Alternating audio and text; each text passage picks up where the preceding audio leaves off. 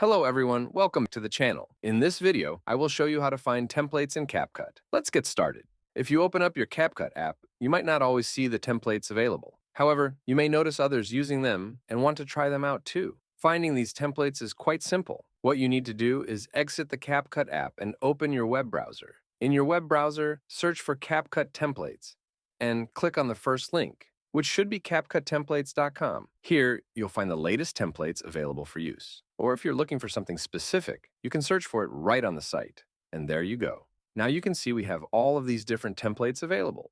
So if you want to check out any of these, just click on one. Here you can see the preview. Okay, we have this one, and now it says Use Template on CapCut. So you will have to click here, and it will redirect to CapCut app. You're going to see a little preview on how that effect is going to look like, so just tap on. Use Template and CapCut button at the bottom right corner of the screen, and now you have to add a video, which we want to use with this template. And click on Next Wait on CapCut to create the video for us. When it does, you can see your finished video with the effect applied. And that's it, guys. If you want more similar tutorial videos, make sure you subscribe to our channel, and I will see you in the next one. Thanks for watching.